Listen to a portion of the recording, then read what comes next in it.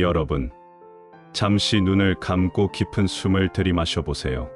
오늘 이 시간, 여러분과 함께 관세음보살님의 자비로운 품 안에서 마음의 평안을 찾아가고자 합니다.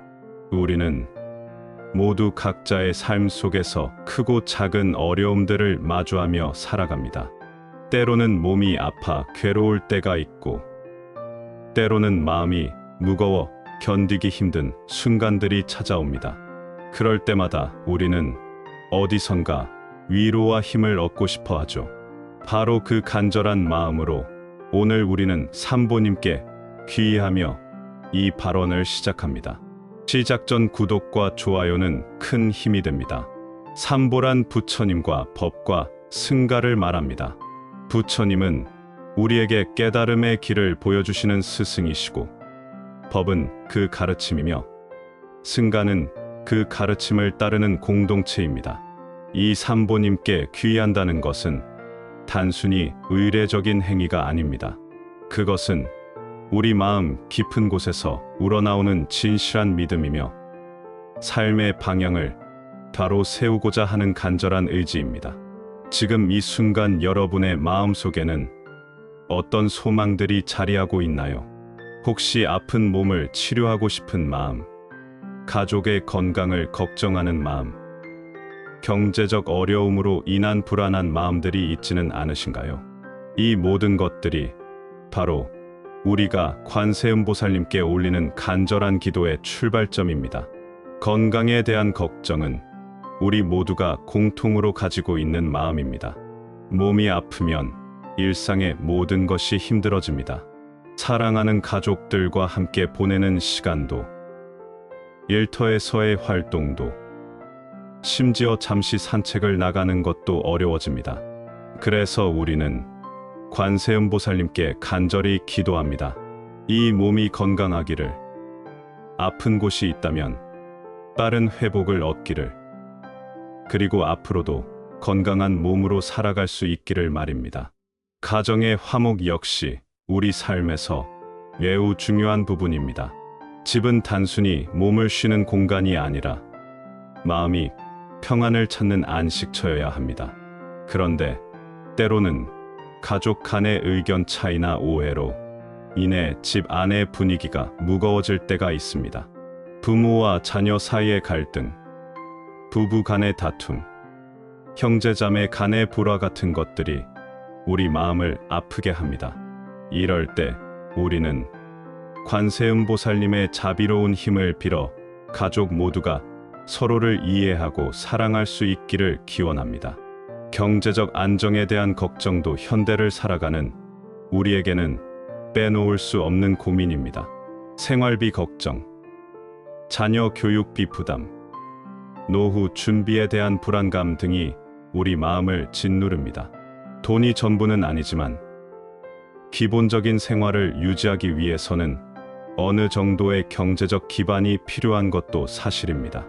그래서 우리는 정당한 노력을 통해 경제적 안정을 얻을 수 있기를, 그리고 그 안정 속에서 마음의 여유를 찾을 수 있기를 기도합니다. 하지만 무엇보다 중요한 것은 지혜를 구하는 마음입니다. 건강도, 화목한 가정도, 경제적 안정도 모두 중요하지만 진정한 행복은 외적인 조건들만으로는 완성되지 않습니다. 우리에게는 삶의 참된 의미를 깨닫고 어려운 상황에서도 올바른 판단을 내릴 수 있는 지혜가 필요합니다. 이 지혜야말로 우리가 어떤 상황에서든 마음의 평안을 유지하고 타인과 조화롭게 살아갈 수 있게 해주는 가장 소중한 보물입니다. 우리가 이렇게 간절한 마음으로 기도할 때 관세음보살님께서는 우리의 마음을 들여다보십니다.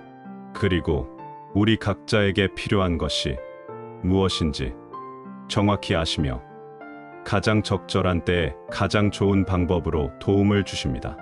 때로는 우리가 원하는 바로 그것을 주시기도 하고, 때로는 우리가 미처 생각지 못했던 더 좋은 것으로 응답해 주시기도 합니다. 여기서 중요한 것은 우리의 마음가짐입니다. 기도는 단순히 자신의 소원을 관철시키려는 수단이 아닙니다. 그것은 우리 마음을 정화하고 자신을 돌아보며 더 나은 사람이 되고자 하는 소원입니다. 우리가 건강을 구할 때도 그 건강으로 무엇을 할 것인지, 가정의 화목을 바랄 때도 얘가 먼저 어떤 모습이 되어야 할지, 경제적 안정을 원할 때도 그 안정으로 어떻게 이웃과 나누어 살 것인지를 함께 생각해야 합니다. 이 모든 발언의 근본에는 자비심이 자리하고 있어야 합니다. 나만의 행복이 아니라 모든 중생의 행복을 위해 기도하는 마음, 내가 받은 은혜를 다른 이들과 나누어 살겠다는 다짐이 담겨 있어야 진정한 기도가 됩니다. 그럴 때 관세음보살님의 자비로운 힘이 우리 삶 속에 구체적으로 나타나게 됩니다. 그렇습니다. 우리의 발언은 지금 이 순간에만 머물러서는 안 됩니다. 그것은 우리 삶 전체를 관통하는 큰 원력이 되어야 하고 매일매일의 일상 속에서 실천되어야 하는 구체적인 다짐이 되어야 합니다. 그래서 이 첫 번째 발언을 마음 깊이 새기며 이제 우리는 더 깊은 차원의 수행으로 나아가야 할 때가 되었습니다. 우리 삶에서 가장 큰 기쁨도 가장 깊은 슬픔도 대부분 인간관계에서 나옵니다.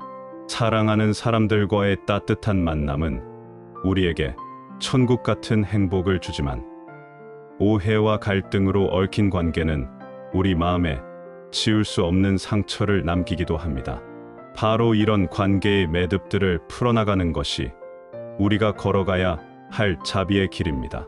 지금 여러분의 마음 속에는 어떤 사람이 떠오르시나요? 혹시 마음 한구석에 아직도 풀리지 않은 원망이나 이음이 자리하고 있지는 않으신가요? 아니면 내가 누군가에게 상처를 주었다는 죄책감에 시달리고 있지는 않으신가요? 이 모든 마음의 매듭들이 바로 관세음보살님께서 우리에게 풀어보라고 주신 숙제입니다. 미움과 분노는 우리 마음을 가장 먼저 병들게 하는 독입니다. 누군가를 미워하면서 우리는 그 사람이 고통받기를 바라지만 사실 가장 큰 고통을 받는 것은 이해하는 바로 우리 자신입니다. 미움은 우리 마음 속에 어두운 구름을 들이우고 세상을 온통 회색빛으로 보게 만듭니다. 아름다운 꽃을 봐도, 맛있는 음식을 먹어도, 심지어 사랑하는 가족과 함께 있어도 그 미움 때문에 진정한 기쁨을 느끼지 못하게 됩니다. 분노 역시 마찬가지입니다. 화가 날 때 우리는 상대방을 향해 분노의 화살을 쏘는다고 생각하지만 실제로는 그 화살이 우리 자신의 마음을 먼저 찌르고 갑니다. 분노는 우리의 이성을 마비시키고 올바른 판단력을 흐리며 결국 우리 자신과 주변 사람들 모두를 불행하게 만듭니다. 그래서 부처님께서는 분노를 마음의 적이라고 하셨습니다. 하지만 이런 부정적인 감정들을 무조건 억누르라는 것은 아닙니다. 그것은 인간으로서 자연스러운 반응이며 때로는 우리에게 무언가 잘못되었다는 신호를 보내주는 역할을 하기도 합니다. 중요한 것은 그런 감정이 일어났을 때 그것에 휩쓸리지 않고 지혜롭게 다루는 방법을 배우는 것입니다. 먼저 상대방의 입장에서 생각해보는 연습을 해보세요. 나를 화나게 한 그 사람도 나름의 사정과 어려움이 있었을 것입니다. 그 사람이 나에게 상처를 준 것도 어쩌면 그 사람 자신이 상처받은 마음에서 나온 행동일 수 있습니다. 상처받은 사람이 다른 사람에게 상처를 주는 것은 인간의 슬픈 연쇄 반응입니다. 이것을 이해한다고 해서 그 사람의 잘못을 정당화하는 것은 아닙니다. 다만 우리 마음속의 미움과 분노를 조금씩 누그러뜨리는 지혜로운 방법입니다. 공감이라는 것은 참으로 놀라운 힘을 가지고 있습니다. 우리가 상대방의 아픔을 이해하기 시작하면 그 순간 우리 마음속에 적대감이 서서히 녹아내리기 시작합니다. 그리고 그 자리에 연민이 자리를 잡습니다. 연민은 자비의 씨앗입니다. 이 씨앗이 우리 마음속에 뿌리를 내리면 미움은 더 이상 설 자리를 잃게 됩니다. 배려하는 마음 역시 인간관계의 매듭을 푸는 열쇠입니다. 상대방이 어떤 마음일까를 생각하고 그 마음을 아프게 하지 않으려고 노력하는 것입니다. 내가 하고 싶은 말보다 상대방이 듣고 싶어 하는 말을, 얘가 편한 방식보다 상대방이 편해하는 방식을 선택하는 것입니다. 이것은 자신을 희생하라는 뜻이 아닙니다. 진정한 배려는 서로를 위하는 마음에서 나오는 것이고, 그런 배려가 있을 때 인간관계는 아름다운 조화를 이루게 됩니다. 용서는 인간관계에서 가장 어려우면서도 가장 중요한 과제입니다. 많은 사람들이 용서를 상대방을 위한 것이라고 생각하지만 사실 용서는 자기 자신을 위한 것입니다. 용서하지 않고 원망을 품고 사는 것은 독을 마시고 상대방이 죽기를 바라는 것과 같습니다. 그 독으로 죽는 것은 상대방이 아니라 바로 우리 자신입니다. 용서한다는 것은 상대방의 잘못을 덮어주거나 없었던 일로 만든다는 뜻이 아닙니다. 그것은 그 일로 인해 내 마음이 더 이상 고통받지 않겠다는 의미입니다. 내가 그 사람과 그 일에 묶여서 계속 아파하지 않겠다는 결단입니다. 이런 용서는 하루아침에 이루어지지 않습니다. 때로는 오랜 시간이 걸리기도 하고 여러 번의 시도가 필요하기도 합니다. 하지만 포기하지 않고 계속 노력하다 보면 반드시 그 순간이 옵니다. 화해는 용서의 다음 단계입니다. 모든 경우에 화해가 가능한 것은 아니지만 가능할 때는 용기를 내어 화해의 손길을 먼저 내미는 것이 좋습니다. 누가 먼저 잘못했는지, 누가 더 많이 상처받았는지는 중요하지 않습니다. 중요한 것은 더 이상 이 관계가 서로에게 상처가 되지 않게 하는 것입니다. 우리의 말과 행동을 바르게 하는 것도 매우 중요합니다. 말은 한 번 내뱉으면 다시 주워 담을 수 없습니다. 그래서 말을 하기 전에 한 번 더 생각해보는 습관을 기르는 것이 좋습니다. 이 말이 상대방에게 도움이 될까? 아니면 상처가 될까를 생각해보는 것입니다. 그리고 행동 역시 마찬가지입니다. 나의 행동이 다른 사람들에게 어떤 영향을 미칠지를 미리 생각하고 행동하는 것입니다. 하지만 이 모든 노력에도 불구하고 때로는 관계가 풀리지 않는 경우도 있습니다. 그럴 때는 무리하지 말고 거리를 두는 것도 하나의 지혜입니다. 다만 그 거리가 미움에서 나온 것이 아니라 평화를 위한 선택이어야 합니다. 그리고 언젠가는 다시 만날 수 있기를, 그때는 더 성숙한 모습으로 만날 수 있기를 기도하는 마음을 가지는 것입니다. 인간관계의 매듭을 풀어가는 이 여정은 때로는 힘들고 고통스럽습니다. 하지만 이 과정에서 우리는 진정한 자비가 무엇인지 배우게 되고 더 깊은 사람이 되어갑니다. 그리고 이렇게 단련된 마음은 앞으로 닥쳐올 더 큰 시련들을 맞이할 준비를 갖추게 됩니다. 이 인생은 평탄한 길만으로 이루어지지 않습니다. 때로는 험난한 산길을 올라야 하고 때로는 깊은 골짜기를 통과해야 합니다. 이런 시련의 순간들이 우리를 괴롭게 하지만 동시에 우리를 더 단단하고 지혜로운 사람으로 만들어주는 소중한 스승이기도 합니다. 지금 여러분은 어떤 어려움을 겪고 계신가요? 극복하기 어려워 보이는 문제들 앞에서 무력감을 느끼고 계시지는 않나요? 아니면 반복되는 실패와 좌절 때문에 포기하고 싶은 마음이 드시지는 않나요? 이런 마음이 드는 것은 너무나 자연스러운 인간의 반응입니다. 하지만 관세음보살님의 지혜로운 가르침을 통해 우리는 이런 시련들을 다른 관점에서 바라볼 수 있습니다. 시련이란 우리가 피해야 할 적이 아닙니다. 그것은 우리에게 주어진 과제이자 성장의 기회입니다. 마치 근육이 저항을 통해 강해지듯이 우리의 마음도 어려움을 통해 더욱 단단해집니다. 순탄한 길만 걸어온 사람과 험한 길을 헤쳐온 사람의 마음의 깊이는 다를 수밖에 없습니다. 하지만 시련을 받아들인다는 것이 그것에 굴복한다는 뜻은 아닙니다. 우리는 시련을 통해 배우되 그것에 압도당하지는 않아야 합니다. 이를 위해서는 무엇보다 마음의 자세가 중요합니다. 시련을 원망하고 분노하는 대신 이것이 나에게 무엇을 가르쳐 주려 하는지 귀 기울여 들어보는 것입니다. 실패는 성공의 반대편이 아니라 성공으로 가는 과정입니다. 우리가 실패라고 부르는 경험들은 사실 우리에게 무엇이 효과적이지 않은지를 가르쳐주는 소중한 정보입니다. 발명왕 에디슨이 전구를 만들기까지 수천 번의 실패를 했지만 그는 그것을 실패라고 하지 않고 전구가 켜지지 않는 수천 가지 방법을 발견한 것이라고 했습니다. 이런 관점의 전환이 바로 지혜입니다.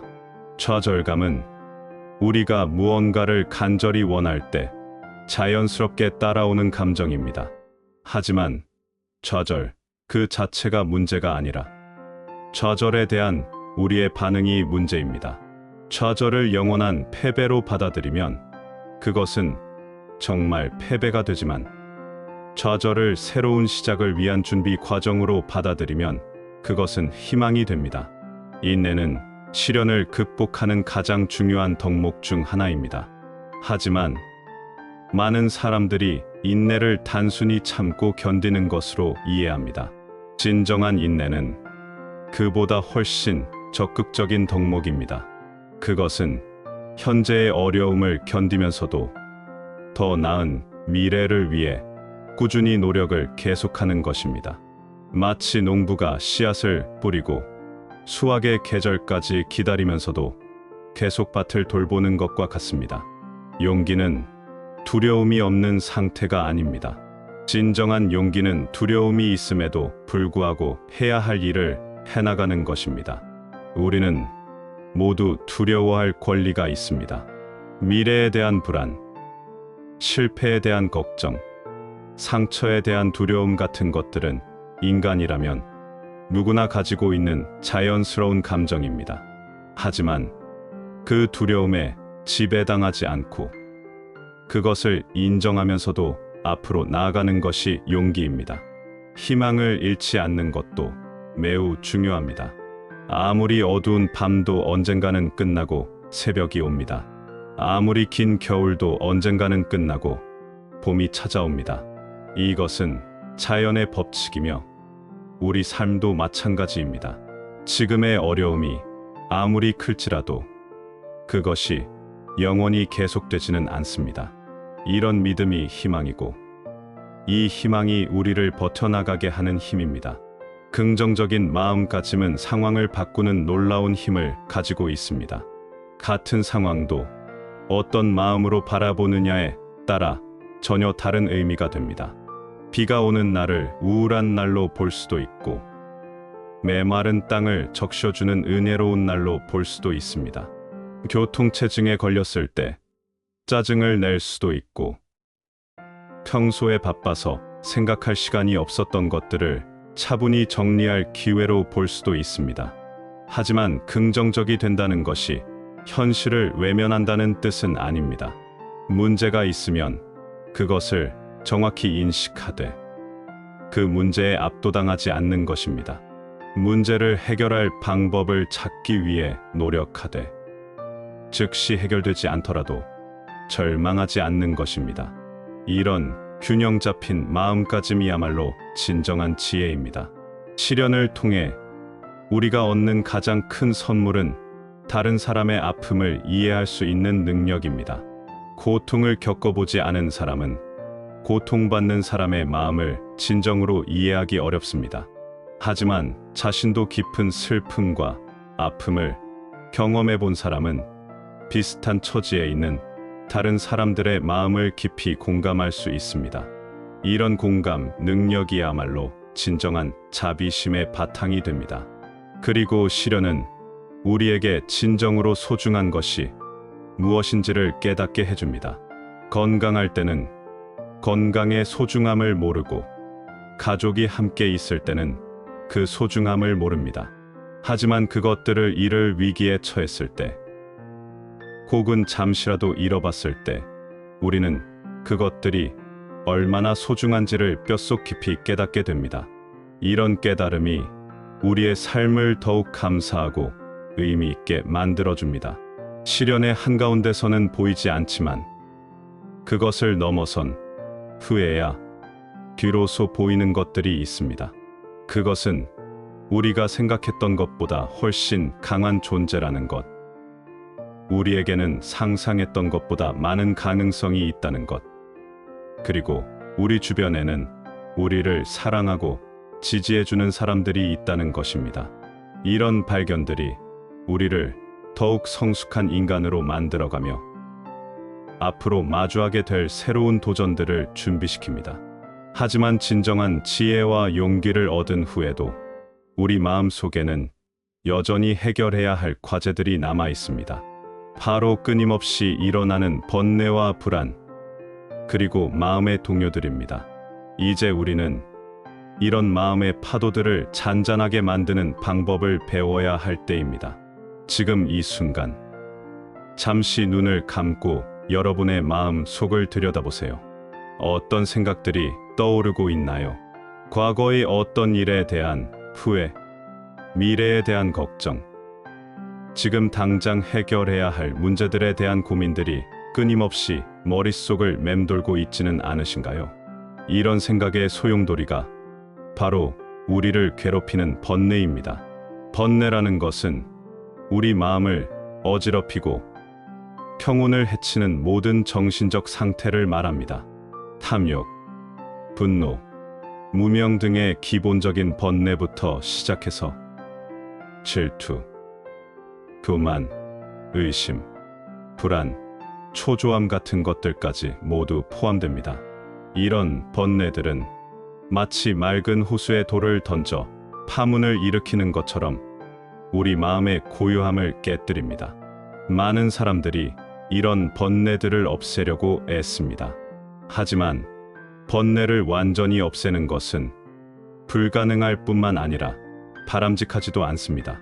중요한 것은 번뇌가 일어났을 때 그것에 휘둘리지 않는 것, 그리고 그것이 우리 마음 전체를 지배하지 못하게 하는 것입니다. 마치 하늘에 구름이 떠다니지만 그 구름이 하늘 자체가 되지는 않는 것과 같습니다.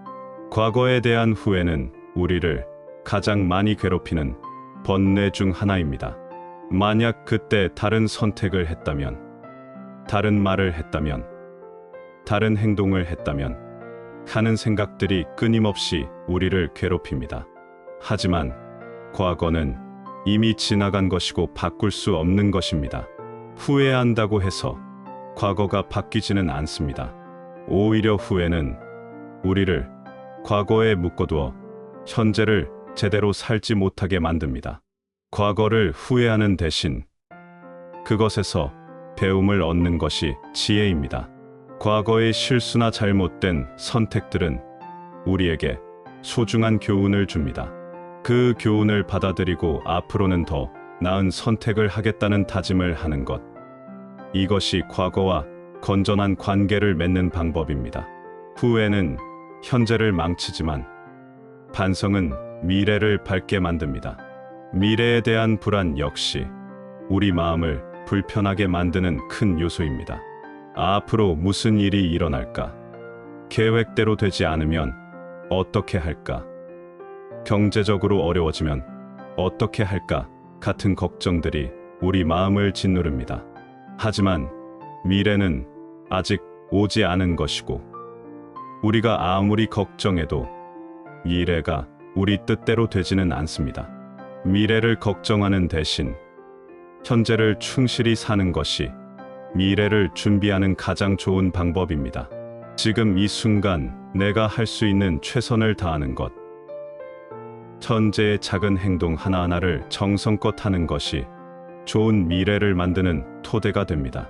걱정은 미래를 바꾸지 못하지만 현재의 노력은 미래를 바꿀 수 있습니다. 지금 이 순간에 집중한다는 것은 말처럼 쉽지 않습니다. 우리의 마음은 습관적으로 과거와 미래를 오가며 여기저기 돌아다닙니다. 마치 원숭이가 나무에서 나무로 뛰어다니는 것처럼 말입니다. 이런 마음을 부처님께서는 원숭이 마음이라고 하셨습니다. 이 원숭이 마음을 길들이는 것이 바로 수행의 핵심입니다. 명상은 마음을 현재에 머물게 하는 가장 효과적인 방법 중 하나입니다. 명상이라고 하면 어렵고 복잡한 것으로 생각하기 쉽지만 사실 명상의 기본은 매우 간단합니다. 편안한 자세로 앉아서 자신의 호흡에 집중하는 것입니다. 숨이 들어오고 나가는 것을 관찰하고 마음이 딴 곳으로 가면 다시 호흡으로 돌아오는 것입니다. 호흡에 집중하는 것만으로도 놀라운 변화가 일어납니다. 복잡했던 생각들이 점점 정리되고 불안했던 마음이 차츰 진정됩니다. 호흡은 과거도 미래도 아닌 바로 지금 이 순간에만 존재합니다. 그래서 호흡에 집중하는 것은 자연스럽게 우리를 현재로 데려옵니다. 기도 역시 마음을 진정시키는 강력한 방법입니다. 관세음보살님의 명호를 부르거나 진언을 외우는 것은 단순한 의식이 아니라 마음을 정화하는 수행입니다. 간절한 마음으로 부처님의 이름을 부르면 그 순간 우리 마음에 평화가 찾아옵니다. 이는 부처님의 자비로운 힘이 우리에게 전해지기 때문입니다. 평정심을 기른다는 것은 어떤 상황에서도 마음의 중심을 잃지 않는 것을 의미합니다. 좋은 일이 생겨도 너무 들뜨지 않고 나쁜 일이 생겨도 너무 낙담하지 않는 것입니다. 기쁨과 슬픔, 성공과 실패, 칭찬과 비난을 똑같이 담담하게 받아들이는 것입니다. 이것이 바로 부처님께서 말씀하신 중도의 정신입니다. 평정심을 기르기 위해서는 무엇보다 감정과 나를 동일시하지 않는 것이 중요합니다. 화가 날 때 내가 화라고 생각하지 말고 내 안에 화라는 감정이 일어났다고 생각하는 것입니다. 슬플 때도 내가 슬픔이라고 하지 말고 내 안에 슬픔이라는 감정이 찾아왔다고 생각하는 것입니다. 이렇게 감정과 거리를 두면 감정에 휩쓸리지 않고 객관적으로 바라볼 수 있게 됩니다. 외부의 자극에 흔들리지 않는 마음을 갖는 것도 중요합니다. 다른 사람의 말 한마디에 상처받고 작은 사건 하나에 하루 종일 기분이 망가지는 것은 마음의 중심이 약하기 때문입니다. 단단한 중심을 가진 사람은 태풍이 불어도 뿌리가 깊은 나무처럼 흔들리지 않습니다. 하지만 평정심이라는 것이 무감각하거나 냉담한 것을 의미하지는 않습니다. 진정한 평정심은 따뜻한 마음과 함께 갑니다. 다른 사람의 아픔에 공감하고 기쁨을 함께 나누되 그것에 휘둘리지 않는 것입니다. 마치 연꽃이 진흙탕에서 자라지만 진흙에 물들지 않는 것처럼 세상 속에서 살되 세상에 물들지 않는 것입니다. 내면의 고요함을 찾는 것은 하루아침에 이루어지지 않습니다. 오랜 시간에 걸쳐 꾸준히 수행해야 하는 과정입니다. 때로는 마음이 더욱 어지러워 보일 수도 있고 때로는 별로 변화가 없는 것 같아 보일 수도 있습니다. 하지만 포기하지 않고 계속하다 보면 분명 변화가 일어납니다. 마음의 평화는 우리가 추구해야 할 궁극적인 목표 중 하나입니다. 하지만 그 평화가 나 혼자만의 것이어서는 안 됩니다. 진정한 평화는 나누어질 때 더욱 커집니다. 내가 평화로우면 내 주변 사람들도 그 평화를 느끼게 되고, 그렇게 평화의 파문이 점점 넓어져 갑니다. 그리고 내면의 평화를 얻은 후에야 비로소 우리는 진정으로 무엇을 놓아야 하는지, 무엇에서 자유로워져야 하는지를 깨달을 수 있습니다.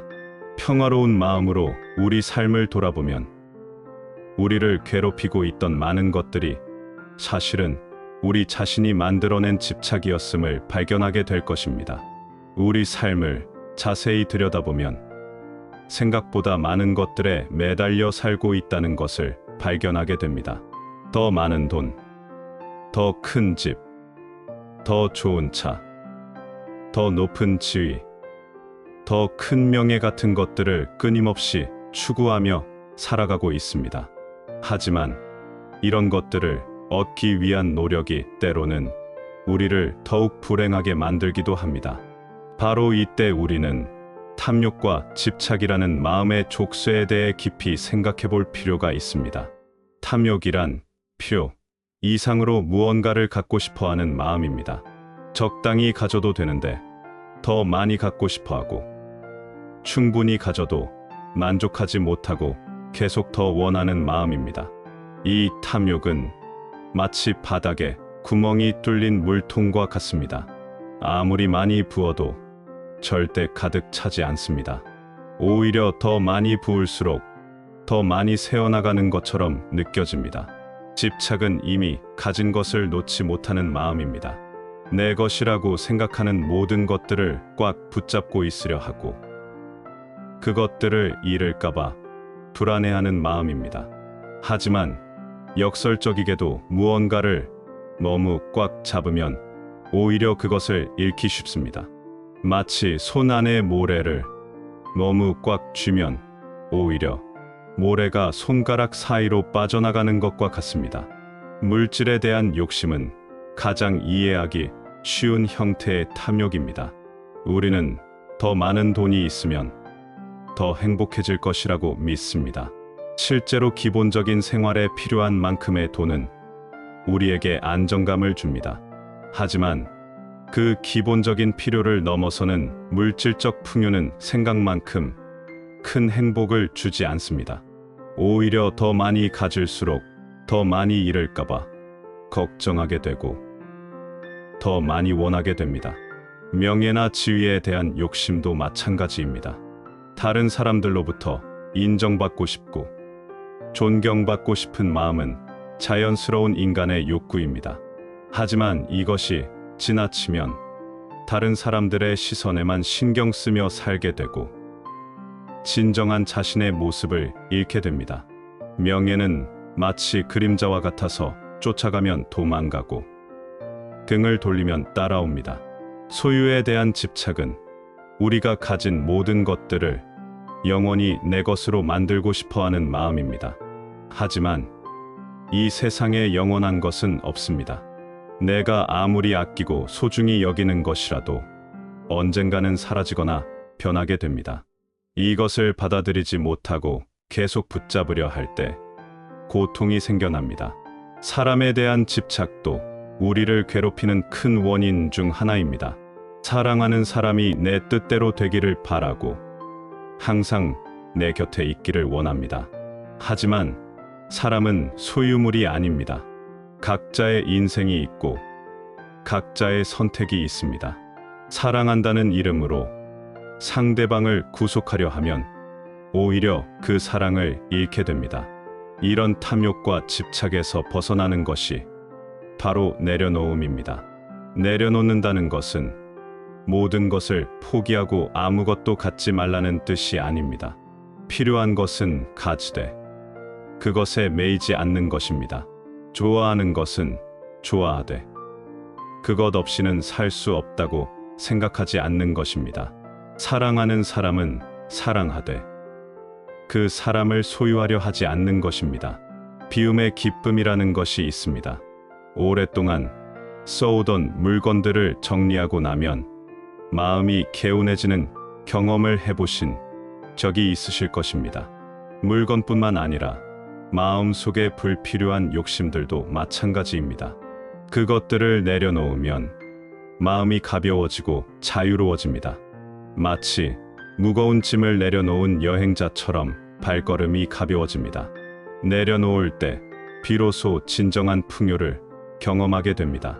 많이 가져서 풍요로운 것이 아니라 필요한 만큼만 가지고도 만족할 수 있을 때 풍요로운 것입니다.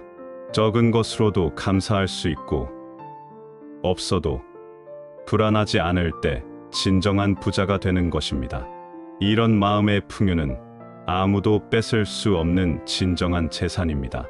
자유롭다는 것은 무엇을 할 수 있는 능력이 있다는 뜻이 아닙니다. 진정한 자유는 무엇인가에 의존하지 않아도 되는 상태입니다. 돈이 없어도 불행하지 않고 명예가 없어도 초라하지 않으며 다른 사람의 인정이 없어도 자신을 사랑할 수 있는 상태입니다. 이런 자유야말로 그 무엇과도 바꿀 수 없는 소중한 것입니다. 하지만 내려놓는다고 해서 무책임해지라는 것은 아닙니다. 가족에 대한 책임, 사회에 대한 의무는 여전히 성실히 이행해야 합니다. 다만 그런 책임과 의무를 무거운 짐으로 느끼지 않고 자연스러운 삶의 일부로 받아들이는 것입니다. 억지로 하는 것이 아니라 기쁜 마음으로 하는 것입니다. 나눔과 베풀음은 내려놓음의 구체적인 실천 방법입니다. 내가 가진 것을 다른 사람과 나누면 그 순간 나는 그것에 대한 집착에서 자유로워집니다. 돈을 나누면 돈에 대한 집착이 줄어들고 시간을 나누면 시간에 대한 아쉬움이 줄어들며 사랑을 나누면 사랑에 대한 갈증이 해소됩니다. 이것은 마치 물을 퍼낼수록 더 맑은 물이 솟아나는 샘과 같습니다. 베푼다는 것은 단순히 물질적인 것을 주는 것만을 의미하지 않습니다. 따뜻한 말 한마디, 진심 어린 위로, 환한 미소도 모두 베풀입니다. 누군가의 말을 경청해 주는 것, 어려운 일을 도와주는 것, 함께 기뻐하고 함께 슬퍼해 주는 것도 소중한 베풀입니다. 이런 베풀들은 주는 사람과 받는 사람 모두를 행복하게 만듭니다. 베풀 때는 조건을 달지 않는 것이 중요합니다. 무언가 돌려받기를 기대하거나 고마워해 주기를 바라면 그것은 진정한 베풀이 아닙니다. 마치 꽃이 아무 조건 없이 향기를 퍼뜨리고 해가 아무 대가 없이 빛을 내리쬐는 것처럼 순수한 마음으로 베푸는 것이 참된 베풀입니다. 집착을 내려놓는 과정은 때로는 두렵기도 합니다. 지금까지 나를 지켜주고 있다고 믿었던 것들을 놓아야 하기 때문입니다. 하지만 그 두려움을 넘어설 때 우리는 훨씬 더 큰 자유와 평안을 만나게 됩니다. 마치 새가 둥지를 떠날 때는 무섭지만 그래야 넓은 하늘을 날 수 있는 것과 같습니다. 탐욕과 집착에서 벗어나는 것은 개인적인 해탈에만 머물러서는 안 됩니다. 우리가 얻은 자유와 평안을 다른 사람들과 나누어야 합니다. 그리고 이런 나눔의 마음이 점점 커져서 모든 중생을 포함하는 큰 자비심이 될 때 우리는 비로소 진정한 깨달음의 길에 들어서게 됩니다. 지금까지 우리는 함께 긴 여정을 걸어왔습니다. 삼보에 귀의하는 것으로 시작해서 인간관계의 매듭을 풀고 시련을 극복하며 내면의 평화를 찾고 탐욕과 집착을 내려놓는 과정을 거쳐왔습니다. 이 모든 과정은 결국 이 마지막 단계를 위한 준비였다고 할 수 있습니다. 바로 우리가 쌓은 모든 공덕을 세상의 모든 중생들에게 돌려주는 회양의 실천입니다. 회양이라는 말은 돌려준다, 돌려보낸다는 뜻입니다. 내가 쌓은 선한 행위의 공덕을 나 혼자만 갖지 않고 다른 모든 존재들과 함께 나누겠다는 것입니다. 이것은 불교 수행의 가장 아름다운 정신 중 하나입니다. 자신만의 해탈이나 행복을 추구하는 것이 아니라 모든 중생이 함께 행복해지기를 바라는 마음입니다. 우리 주변을 둘러보면 수많은 인연들이 있습니다. 가족, 친구, 동료, 이웃뿐만 아니라 길에서 스쳐 지나가는 사람들, 심지어 우리가 직접 만나지 않지만 어딘가에서 함께 살아가고 있는 모든 사람들이 우리와 인연으로 연결되어 있습니다. 이 모든 인연들은 우연히 맺어진 것이 아닙니다. 깊은 의미와 목적을 가지고 우리 삶에 나타난 소중한 관계들입니다. 가까운 가족들부터 생각해 보세요. 부모님은 우리에게 생명을 주시고 기르시느라 얼마나 많은 사랑과 헌신을 베풀어 주셨나요? 배우자는 인생의 동반자로서 기쁨과 슬픔을 함께 나누며 서로를 지지해주고 있지 않나요? 자녀들은 우리에게 무조건적인 사랑이 무엇인지 가르쳐주고 있지 않나요? 이 모든 관계 속에서 우리는 사랑하는 법을, 책임지는 법을, 희생하는 법을 배우게 됩니다. 친구들과의 인연도 마찬가지로 소중합니다. 어려울 때 손을 내밀어주는 친구, 기쁠 때 함께 기뻐해주는 친구, 때로는 쓴소리도 해주는 진실한 친구들이 있기에 우리는 외롭지 않게 살아갈 수 있습니다. 직장 동료들과의 관계에서는 협력하는 법을, 서로 다른 의견을 조율하는 법을, 공동의 목표를 위해 노력하는 법을 배웁니다. 하지만 모든 인연이 편안하고 즐거운 것만은 아닙니다. 때로는 우리를 힘들게 하는 사람들, 상처를 주는 사람들과의 인연도 있습니다.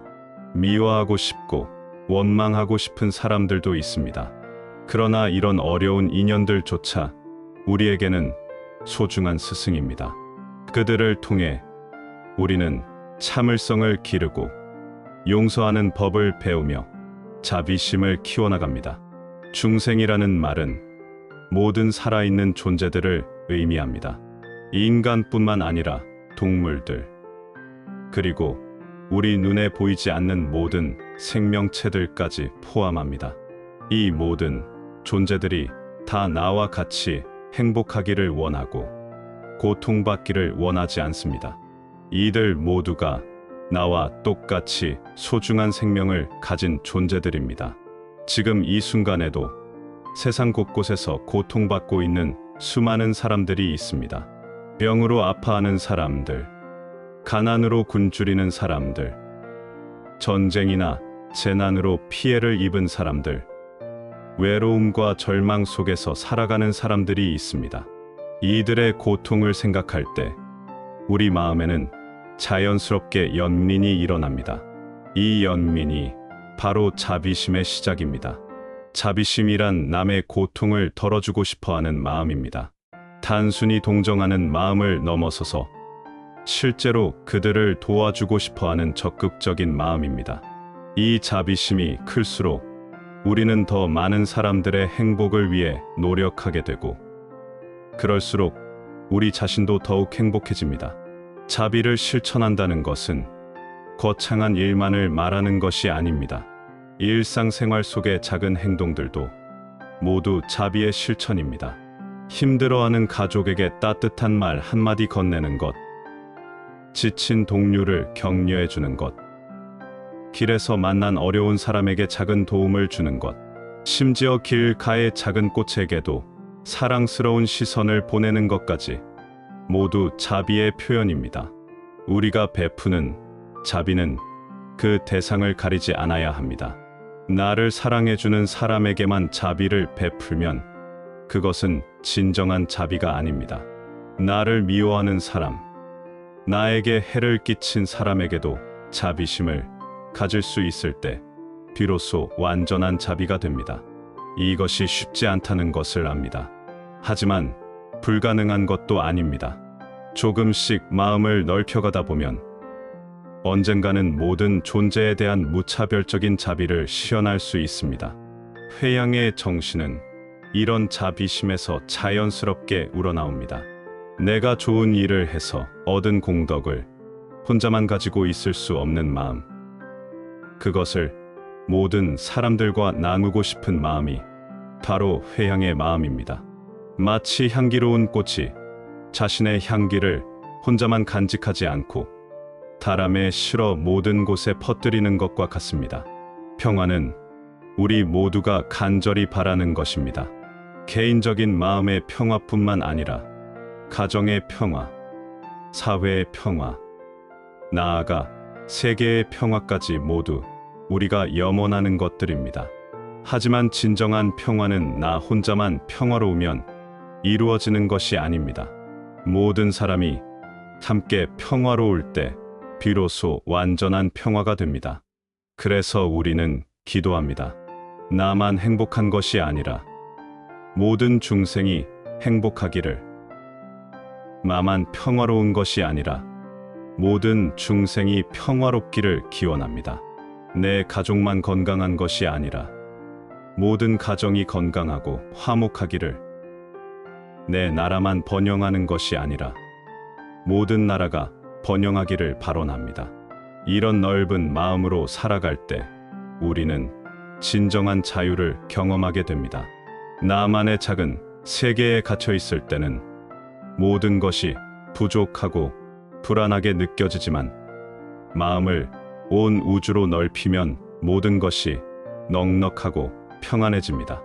내 것과 남의 것을 구분하지 않고 내 행복과 남의 행복을 구분하지 않을 때 진정한 풍요를 경험할 수 있습니다. 회양의 실천은 매일매일 계속되어야 합니다. 아침에 일어나서 오늘 하루도 모든 중생의 행복을 위해 살겠다고 다짐하고 밤에 잠들기 전에는 오늘 하루 내가 한 모든 좋은 일들을 모든 중생에게 회양하는 마음을 가져야 합니다. 이런 마음가짐으로 살아가면 우리의 일상이 모두 의미 있고 값진 수행이 됩니다. 때로는 세상이 너무 어둡고 절망적으로 보일 수 있습니다. 전쟁과 테러, 환경 파괴, 사회의 갈등과 불의를 보면서 과연 평화로운 세상이 가능할까? 의문이 들 수도 있습니다. 하지만 절망하지 마세요. 어둠이 아무리 짙어도 작은 촛불 하나만 있으면 그 주변을 밝힐 수 있습니다. 우리 각자가 그 작은 촛불이 되어 주변을 밝히면 그 빛들이 모여서 세상 전체를 밝힐 수 있습니다. 이 역사를 돌아보면 언제나 절망적인 상황에서도 희망의 빛을 잃지 않고 자비를 실천한 사람들이 있었습니다. 그들의 작은 실천들이 모여서 세상을 조금씩 더 나은 곳으로 만들어 왔습니다. 우리도 그런 사람들의 뒤를 이어 작지만 의미 있는 변화를 만들어 갈 수 있습니다. 우리의 회양이 헛되지 않으려면 진심이 담겨 있어야 합니다. 형식적이고 의례적인 회양이 아니라 정말로 모든 중생의 행복을 간절히 바라는 마음이 있어야 합니다.